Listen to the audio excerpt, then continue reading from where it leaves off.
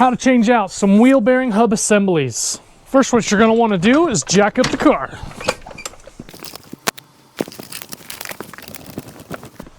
After you got the vehicle jacked up, you're going to want a jack stand, and you're going to want to lower it down on the jack stand.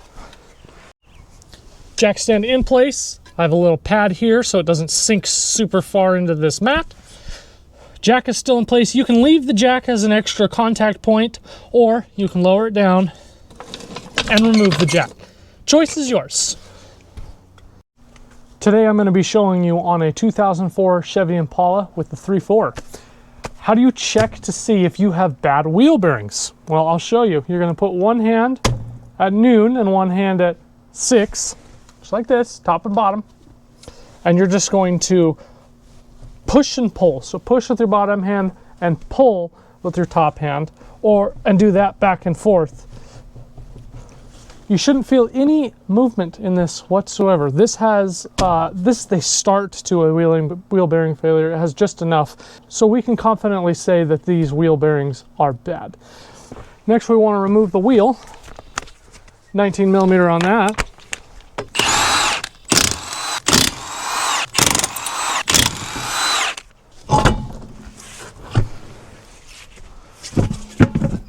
Normally I would take the lug nuts afterwards and I would just thread them just a little bit on the stud, but we can't do that here.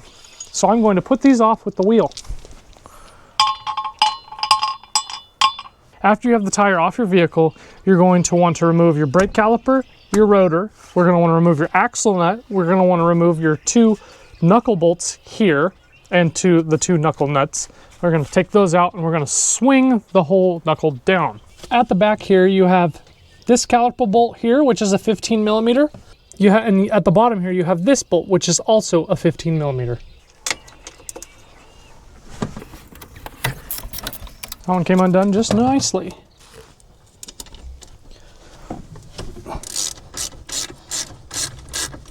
Those both came apart super fast.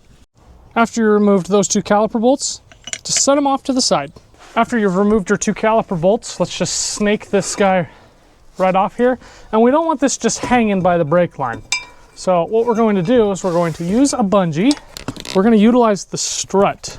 I don't have the best bungee for the job, but that is way better than it just hanging there. Next, pop off your brake rotor, just like that, and set it off to the side.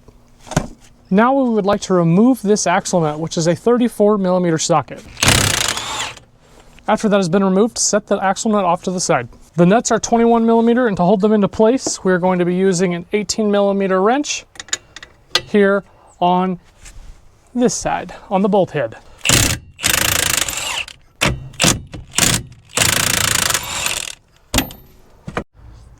After swinging on it several times with the 45 ouncer, I'm not getting anything, I'm not getting anywhere.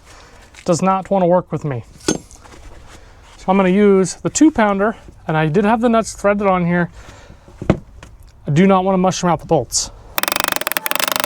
We did get them out after a few light taps. After I started using the 2-pound hammer, they started to slide out pretty easy. And then what we want to do is we want to remove these guys. Set these off to the side, along with the nuts. I was hoping I could get away with it, but the strut is actually trying to rip open the CV axle boot. So what I'm going to do is I'm going to pop out this tie rod end. The tie rod end is an 18 millimeter. Afterwards, take a little sledgehammer and hit the side of the knuckle until the joint lets go.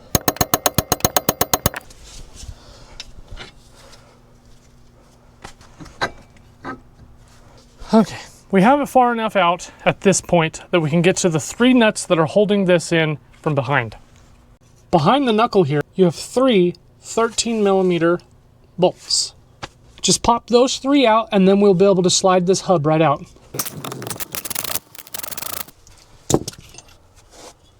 There's our first one.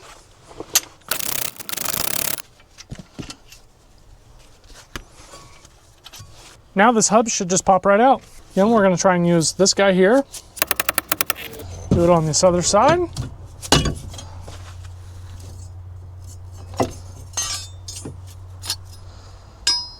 And there she is. This doesn't sound good out. And there's a little bit of wobble to it in my hand, just a tad. You can't really tell, but crazy.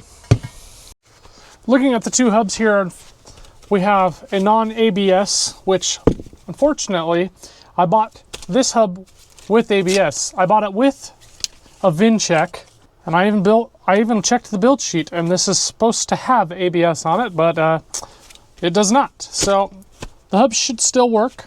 We just will have a connector that is not going to be utilized. Now, I could have sent it back, but I didn't actually want to pay to send this hub back, so we're just going to use it. Got the bracket on. Now I need to get this hub into place. All right, hub is in. The next thing we're going to do is we're just going to slide this axle in place. All right, so what I'm going to do is I'm going to put my foot on this control arm and I'm going to push down until I can see the bolt actually line up with the bottom part of the strut. That was not fun. Pushing on the knuckle to push it forward. There we are.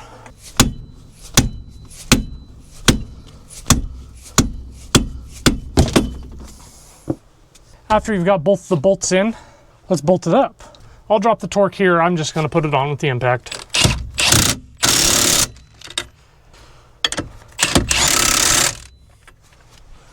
Next, take your tie rod, take the nut off,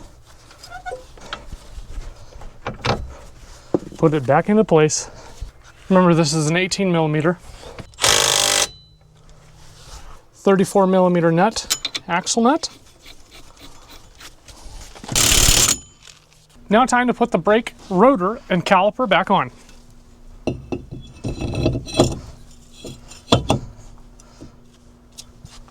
Caliper is situated into place. Now to do the bolts on the back. I like to, when I put these bolts back, I actually like to put a little bit of Loctite on the threads. And this is my friend Mr. Ratchet. There we go. Let's do this top one next. Hopefully this ratchet fits. It does not, but we can finish it off with just a normal ratchet. Now after that's all done, it's time for you to put your wheel back on the car.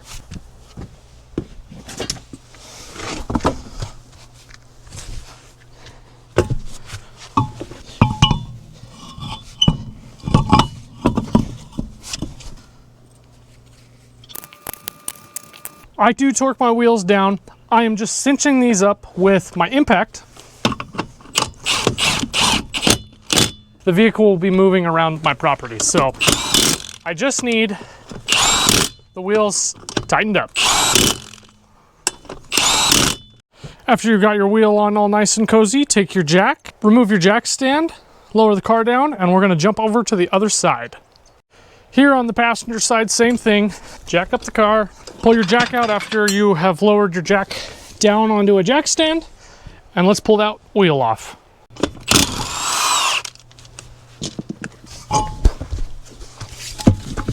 Bottom 15 millimeter. Now for me to put my gun right in your way. Set them off to the side. Take that brake rotor off. Pop the rotor off. 18 millimeter bolt for that tie rod end.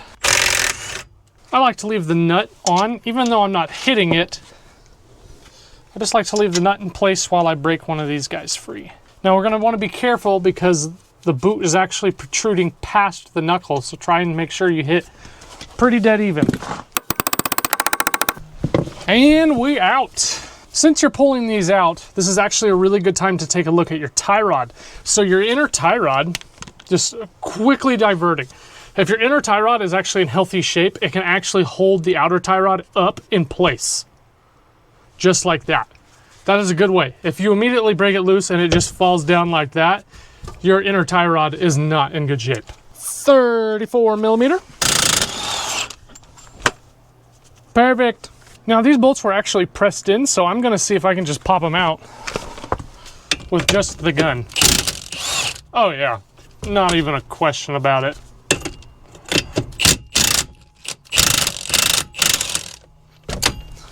We're good to go there.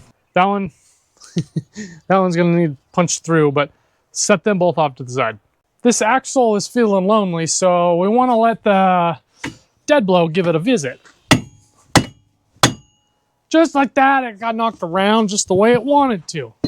Also, make sure you're using the dead blow for that. You don't want metal on metal. Didn't even want to use the hammer here for these bolts, but they weren't coming loose, trust me. Now on this side, I'm going to use my favorite setup ever to get back there.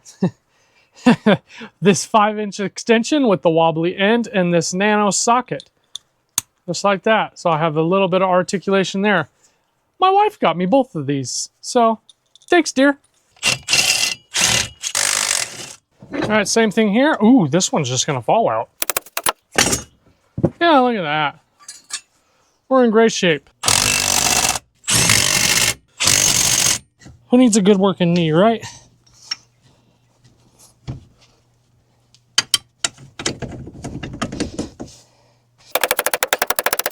Whew! I did not want to go in there. Just want to tell you guys right now, getting those bolts in, for me, is at least annoying. Might not be hard for you, but it was annoying for me. But if it was annoying for you, good job, because those 18 millimeter on this guy, there we go. Yeah! Look how beautiful it looks with no axle nut.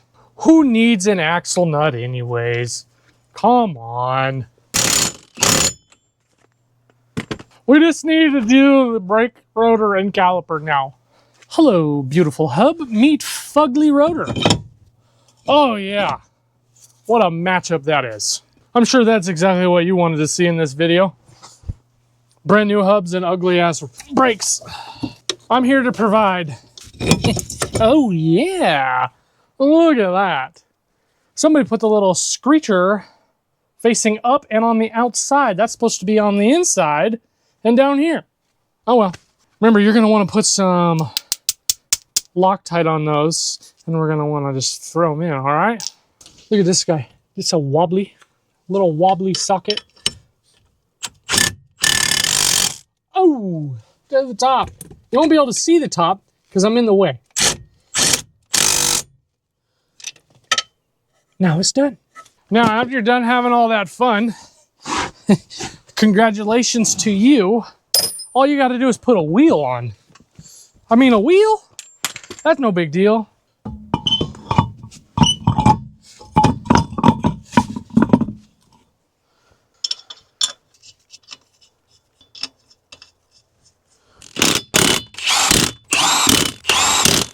This would have been better being done at the beginning of the day when it's not in the freaking dark.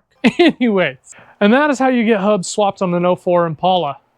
Good job on doing the install. You did a great job. If you're here, thanks for watching. And if you want to watch any more of my content, YouTube is going to recommend you something here. And I'll see you guys in the next one.